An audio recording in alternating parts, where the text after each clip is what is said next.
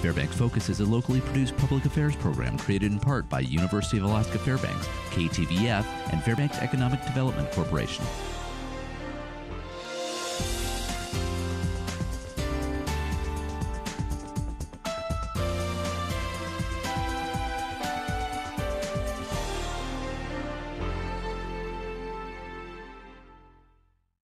Thanks for joining us again here at Fairbanks Focus Alaska View.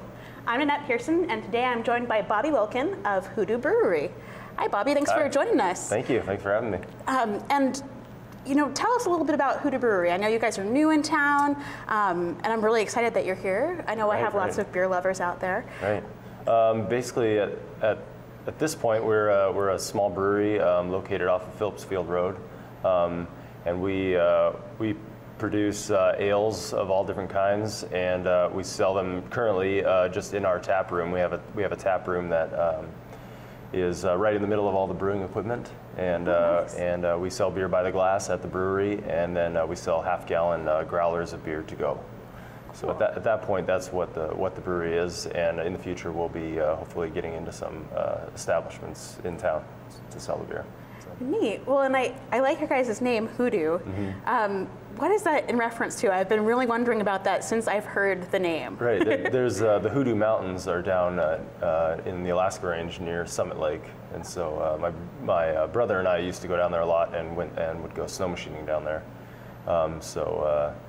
We've been trying to do, or I've been trying to do the brewery for a long time, many years. So I've always had a running list of cool names for a brewery, and so that one got on the list many years ago, and then it kind of made the cut in the end, so that became the name of the brewery. We really liked the sound and the way it looked in print, and we really love it. So. Well, and the logo is quite nice, and I really do like the name. Like I said, that was really cool, and I got to learn a little geography there too, which is pretty neat as well. Double. It's perfect. Well, and how long have you guys been there? We opened the doors about actually 3 months ago yesterday. So on Halloween we opened the brewery. I started home brewing in college in 1999 or 2000, something like that, and basically fell in love with beer and decided to open a brewery in Fairbanks, way back then. So it was kind of a dream of mine for many years, and eventually I decided to go to brewing school to try and become a professional brewer. So I went to the Siebel Institute in Chicago, and then the Doman's Academy in Munich, Germany, to learn about beer and how to make beer, and toured a lot of breweries in Europe, and then basically anytime I traveled, I would tour breweries as much as possible, basically just to try and develop myself in the beer world. And then I moved back to Fairbanks after that brewing school, and basically tried to start the brewery back then. This was about 8 years ago, and kind of decided I needed to get some commercial experience, so I tried to get a job at the Alaskan Brewing Company in Juneau. It's a great company, a great brewery, and they have very little turnover. So I called them every couple weeks for about almost a year, and finally a position opened up, and I got a job at the Alaskan Brewing Company, and then I worked there for 2 years as a brewer. And then I moved into the lab and did quality control of the beer and the raw materials and everything like that for another 2 years, and then eventually left there to come back to Fairbanks and start the brewery. So that's really cool. I had no idea how involved it came to be. So what's your official title? Would you be brewmaster? Brewmaster would be the title, but. I tend to have more respect for the German brewers who are brewmasters. They go to school for 4, 6, 8 years to become brewmasters, and so I generally just call myself the head brewer. The head brewer. I think brewmaster is just a little too much. So. You don't feel like you've gotten the master's bit of education? Yeah, I don't know. It just seems a little too much for me. So, well, cool. So I call myself the head brewer. Very cool. Well, and if you're gonna study beer, it sounds like Munich, Germany, is the place. Yeah, it's awesome. And we went back over there a few years after that, and went to England and down through Belgium and. Going to more and more breweries, and eventually ended up in Munich and went to Oktoberfest there kind of a return trip back to Europe. And, yeah, the beer over there is world class, and really that's what we're trying to do is make world class beer in just right here in Fairbanks. What I've learned is that you can make world class, fantastic beer really anywhere in the world. There's nothing real special about brewing it in Munich or brewing it in Milwaukee or anything like that. So we are making beers of all styles, English styles, Belgian styles, German styles, and we're trying to make them as stylistically accurate as possible. So we're using ingredients from England when we make English beers, and we're using German yeasts and hops and malts and grains when we make German beers. And we're trying to make it, we made a beer called a Kolsch, which a Kolsch is a beer that you would get in Cologne, Germany, northern Germany. So we made a Kolsch beer, and we used all German ingredients, and we augmented our water to be just like Cologne water. Oh, wow. And then we made this Kolsch beer, which turned out fantastic. So we want it to be like you're in Cologne, Germany. You can, and if you stepped into a bar there and ordered a beer, it would be that. So we're trying to make beers that are just like they would be if you were in London or Germany or wherever. So that's really impressive. Well, and having traveled to Germany, like, you come home and it's like, oh, if only I could just get that one beer. Yeah. So I'll definitely have to come try your Kolsch because I loved Cologne. Awesome. Yeah, you'd love it. We're actually we ran out of that beer pretty quickly. It was one of our first beers we had when we opened. But we have another batch, and we'll be tapping it this coming Wednesday. Oh, cool. We'll be tapping the new batch. So. Awesome. And just this last Thursday, you guys did a beer tasting at UAF. That's right. Yeah, we did a beer tasting with our 4 current beers. We have 4 basically English beers right now: an English mild, which is kind of an English bitter, and then a oatmeal stout, which turned out fantastic. It's been a big hit, and then our IPA, which has also been a big hit, which turned out great. And then a barley wine, which is basically a real strong English beer. It's about 9% alcohol, and it's a good sipper. But it turned out fantastic as well. So we had a tasting at UAF, at the pub, sold out, and it went really, really well. It was a lot of fun. Oh, very cool. And do you guys have pretty frequent tastings? Is there places? That's the first one we've done outside the brewery. Okay. But we hope to get into that a little more. There's really just a few of us running the brewery, so we're trying to balance, actually making the beer, which is a lot of work, and then also we have the tap room is open, 5 days a week, so we're staffing that and serving beers and filling growlers full of beer. And you guys are open? Is it 2 to 8? We're open 3 to 8. 3 to 8. Tuesday through Friday, and then Saturdays we're open 11 a.m. till 8. Okay. So, yeah. Yeah, and we have it's a great atmosphere for families, and we don't have any food, but we encourage people to bring in food. People order pizza and just have it delivered to the brewery, and then they just grab some beers, and pizza and beer is a pretty good combination. Yeah, I've heard. So, it's just a great atmosphere, and we have big windows that kind of look off to the north and into the rail yard, which is kind of neat, and it's a pretty unique space for Fairbanks, and it's a great place to enjoy beer. And so if someone was trying to find you, what would be the best Fairbanks directions that you can give them? The best Fairbanks directions would be from Pega Road, you at Spinard Builder Supply at Phillips Field, go down Phillips Field Road, basically toward downtown.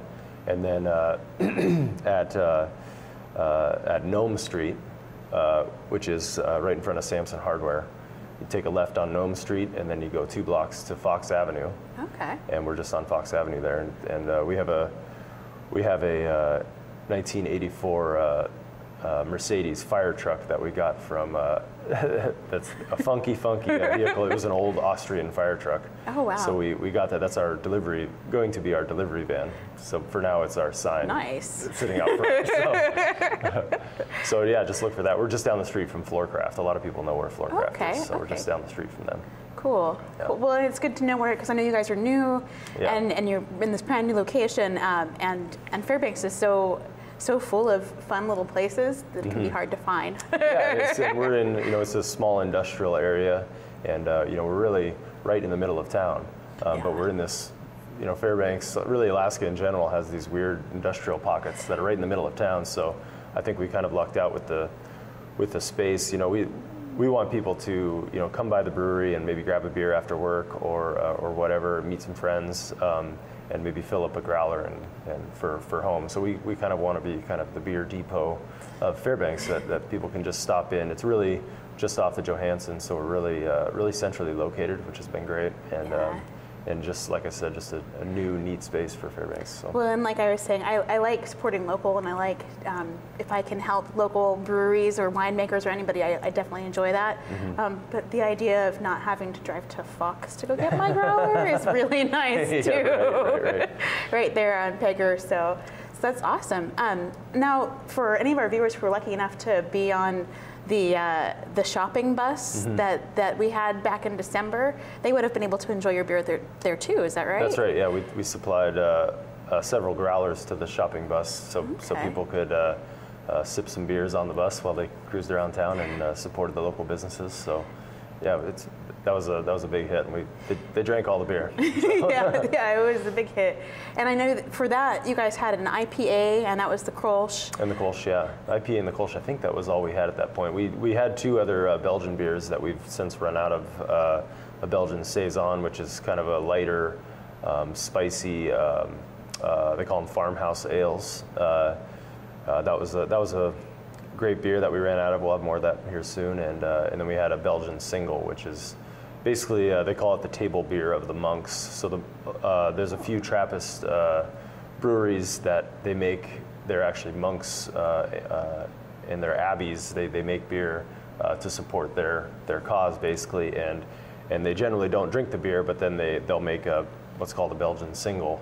That's the beer for the monks, and they'll keep that beer for themselves. So we kind of looked into the history of that and made our own version of what we thought it would be. So does it have less alcohol or more alcohol being just for the monks? Generally less. Okay. Because they'll actually, when they fast, they can't eat, but they can drink as much beer as they want. So for sustenance. So generally low alcohol. Well, what is the saying? Beer has food value, but food has no beer value. Yeah. Exactly. Important part of every breakfast, I would say. Are there any new exciting things that you guys have happening, or? At this point, no. We just got done with Alaska Beer Week, which was about 2 weeks ago. So that was our first real foray into events, and we're trying to take everything real slow. But we tried to work with local businesses. We did a cupcake pairing. So we had a local cupcake company, A&K Cupcakes. They came in, tasted our beers, and then they made a different cupcake for each beer. Oh, cool. And so then it was on a Saturday afternoon. They brought in hundreds of cupcakes, and then people could just grab a beer and go get the accompanying cupcake, and it was great. I mean, That's pretty cool. I wasn't sure how it would work, but I mean, they really made some fantastic cupcakes that actually went well with the beer. That's actually really cool. I wouldn't expect, to pair cupcakes with beer. Me neither, but like I said, it worked. It was pretty neat. And then that same week, Alaska Beer Week is mainly based in Anchorage, and it supports just all the Alaska breweries. We're the 23rd Alaska brewery, so there's actually quite a few. So it basically celebrates local beer, local Alaska beer. And there's a lot of festivities in Anchorage, beer dinners, and there's a big festival in mid-January in Anchorage. But we're trying to kind of kick it off up here and really start a yearly celebration of local beer. Yeah, I didn't even realize that Alaska had a beer week. Yeah. How exciting is that? It was, and it went great. We did another pairing with Homegrown Market and Moose Tard. So they made a bunch of sausages specifically for our beers, and then they made a bunch of mustards specifically for the sausages and the beers. And so we had the same thing, just a big pairing, and it was a huge hit. The brewery was totally packed. And any good German will tell you, if you're going to have a good sausage, you need to have a good beer to go with it. And of course, you're going to eat it with mustard. It was a beautiful thing. So. Well, I know a lot of our guests out there really like Homegrown Market. To know that you guys are working together is pretty cool too. Yeah. Do you think that you may, at some point in time, actually be able to sell your beer out of places like Homegrown Market or some other venues in town? We don't bottle our beer. Okay. We only package our beer in kegs. So we fill growlers at the brewery, and then we're gonna slowly start getting into a few establishments where our beer will be on tap. Okay. But right now we don't have any plans to bottle it, and to sell it at the homegrown market, they'd either need to become, they'd need some alcohol licensing and all that fun stuff, which I don't see them doing, but we're looking forward to teaming up with them more and more, and teaming up with more local businesses. There's just so many opportunities to do that here. Cool. And so can individuals buy kegs at your? Not currently, but very soon. You're working on it. Very soon, yeah. But the growler is perfect for a family meal. The growler is great. Yeah, the growler is great. Yeah, it's a half gallon, and we get people that come in either every day and get their fill theirs up, or every week or every couple weeks. It's really a great mode of transporting the beer, and freshness is a key factor in beer and the flavor of beer. So local breweries are really the key to good beer, because we take the grain from barley malt at our brewery and turn it into beer, and it's kept under the best conditions, and it's very, very clean, and it gets put in the growler, and it's as fresh as it can possibly get. So it's really a neat thing to do to support your local brewery and really get the best product available. So. Well, and I'm really excited that you guys are here, and I really appreciate you coming on today. Thank you. And you will be seeing me, because I make a very delicious German dish that's going to definitely need a growler to go with it tonight. Right. So Awesome, excellent. Well, thanks again for being here. And Thank you. Next up, we have Samantha Larson. She's going to be talking to John from the Big Eye. Hello again, and thanks for joining us. I'm Samantha Larson with Fairbanks Focus, Alaska View. Today I have the pleasure of sitting down with John Jakovich, owner of the Big Eye Pub and Lounge, downtown Fairbanks. John, thank you for joining us. Thank you for having me. How are you doing this morning? I'm doing real good, thank you. Good, good. Well, now, John, tell me, what made you get into the Big Eye? What made you want to be a part of that history? Well, I'm born and raised here, so my roots are deep and long, and a lot of friends, a lot of family, and I worked different jobs all the way up until the point when I did purchase the Big Eye, which basically, I guess, in order to kind of keep things in chronological order, the real name of the establishment is International Hotel and Bar. Mm-hmm. But the Big Eye came a little bit later as kind of a nickname, and so it has been so taken by everybody that we all have been known now as the Big Eye. Mm-hmm. But it was kind of an experience that I wanted to eventually do later on in life. I didn't know it would happen about now. I thought I'd be a little bit older when I purchased it. It was kind of a dream of mine from a younger age. Oh, that's great. Yeah. Now tell me, I've been to the Big Eye. It's a great establishment. If any of you have been, you would know. Very friendly, very outgoing, kind of like home away from home, where you can get a nice coffee with a little bit of Bailey's to smooth over the week. But tell me, what do you do with the community? Are you guys involved? Well, we're very fortunate. Location is real important, I think, to the proximity of being part of the community. We're kind of in the middle of so many festivities that happen in the Golden Heart city of Fairbanks, such as the Golden Days. You have your summer solstice, winter solstice. We participate in each and every one of those events as kind of a downtown business operator and so forth. That kind of enlightens everybody to that, Fairbanks is still a fun place to go to downtown and so forth. And so we participate in all those functions that come around yearly. Such things also, it's a Yukon Quest. They have the Iron Dog that now actually comes down to Fairbanks, and finish line is right there by the Cushman Bridge. Is that, sorry to interrupt you, is what is coming up in, I believe, 7 to 8 days, is that? Right. In fact, tomorrow, the 2nd of February, it starts out of, I believe, Dawson, and then ends up here in Fairbanks. And it's pretty exciting. This year, the Quest people had contacted me and asked me if they could use our location in front of that old 100-year-old warehouse as kind of a place for the dogs and the mushers to kind of unload and everything after the race. And I I welcome the idea. I said, I've been waiting for years for you guys to come by, so it's pretty exciting. We want to be part of what's going on, and you know, people don't have to be shy. You know, like I said, we're all part of what we do here in the community, and just come by and check with us if there's something you'd like to do in the area, and if we can be, you know, part of what you do and help you kind of be successful, then we'd like to do that. Well, the Big Eye or International Hotel and Bar, yeah. And Bar, that's what I say.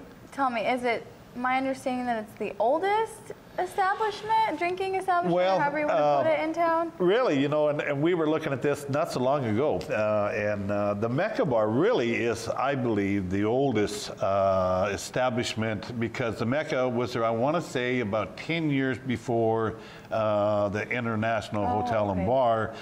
As far as a liquor license. Right. The hotel, which was originally built in a location about 100 feet west of that by the Cushman Bridge, was moved back, and then it burned down in '46. And then when they built a new International Hotel in 1955, it became a bar and hotel, so that's how we became the International Hotel and Bar in 1955. Oh, I see. Yeah, okay. but we're, as far as in that location, we're the oldest establishment, you know, probably even maybe one of the oldest commercial buildings is that Dominion warehouse on the river too. So a lot of history right there. It's been there since, like I said, early 1900s. Well, I mean, it's right there, you know, in the heart of Fairbanks, downtown, right in the middle. I mean, there's lots of you know, high class, fancy, if you will, bars all over the place, I mean, towns and cities, but I think it is a lot different when you have a place that is more grassroots and, you know, more native to Fairbanks, and like I said, more of a second home for residents who've lived their whole lives, or even those who are just coming in and, you know, trying to settle in. But real quick, I'd like to go back to, so upcoming, they're leaving Dodson tomorrow. Tomorrow, yep. Okay. Race starts. So when will they be here? What day? I want to say that some of these guys, they do it in like 8, 9, and 10 days. So, you know, by next Sunday, Saturday, and Monday, they'll be all coming through the race, coming through, I think, pretty close. Well, and the reason I ask is so that our viewers and anyone that's interested, you know, can have an idea and kind of come down there and maybe come to the Big Eye, get an Irish coffee or Bloody Mary, and just kind of watch as they all come in and, you know, kind of. Well, we're very fortunate because the Yukon Quest crew, staff, support personnel that work the finish line, they're always coming up there and warming up there and having a little popcorn or a little snack, or I'll say a hot coffee or an Irish coffee or something of that nature. They warm up, kind of take their coats off, and then they get all bundled back up. In years past, there's been some pretty cold finish lines, and so they come there and warm up, and all of a sudden somebody hollers or the bell rings that there's another musher coming in, and the place clears out and everybody gets excited. And they all come back. That's really exciting. Now, I mean, how is this going to last, you know, a couple of days, or? Well, yeah, you know, the night's always more exciting than the day, but we get a good turnout, and you know, parents really can come with their kids. You know, we don't really encourage it, but you know, they're more than welcome to come in and warm up. As long as you're with your parent, then you're legally able to be into an establishment that serves alcohol, mine or anyone's. So if you're worried about bringing the kids down and they're getting a little too cold, you can come in, warm up. We've got hot chocolate. We give you some hot chocolate for the kids. You know, that's not a big deal. We're part of what's happening, so we're excited about it. Well, that's great. I'm excited. I think I might go down there myself, even though I don't like to go outside unless it's, you know, 15 above, but I might venture out for that. Supposed to be kind of nice weather is what I'm hearing, so. Okay. So. And anything else coming up in the near future? Yeah, really. Like, it's the biggest thing that we do, or the most exciting thing we're known for. Obviously, we're kind of a pub, so we're kind of an Irish bar. That's kind of how we present ourselves and so forth. And we have, you know, the favorite Guinness drinks and what they call black and tan. It's half a dark and half a light beer. But on St. Patty's Day, every March 17th, we go out full style. You know, we have different musical bands come in and play at the Big Eye for a couple of days. And on the 17th, throughout that day, we do a luncheon and we also do a dinner. The corned beef, cabbage, old Irish meal, and It's just a good camaraderie. Everybody has a great time, and when the bagpipers come in, Bagpipers. Bagpipers and dancers. I mean, like, you know, the river dancers? No, I wish. I love those too.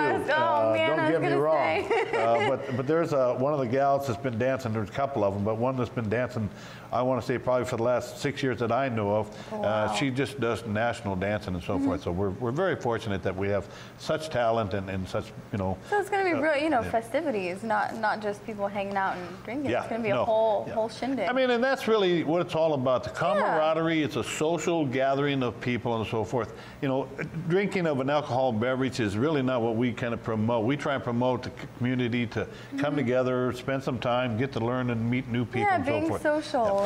And that's all it is. That's probably what we're best known for, is being such an international, open, and across-the-board bar that basically kind of serves the people. Oh, yeah. Well, you know, and I've told our viewers before, I came here back in August, so, you know, I haven't been here too long, but when I first got here, my mom and my stepdad said, hey, you know, would you like a coffee?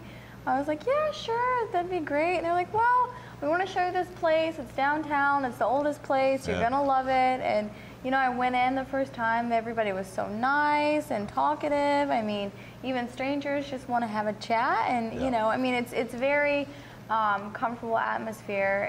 It's kind of like, you know, being a part of a family. Yeah. You know what I mean?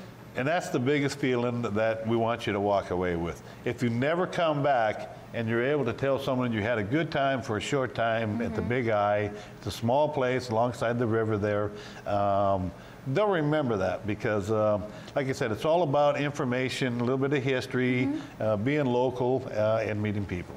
So. Absolutely. All right, well, would you like to add anything else? If you would, tell our viewers how to get in contact with you or the establishment in case they want to, you know, throw any ideas your way, any programs going on, events. Good. Like I say, we try to promote a lot of local talent, especially bands. We have throughout the year nights like Friday night and Saturday night where we'll have live entertainment. It's not every weekend.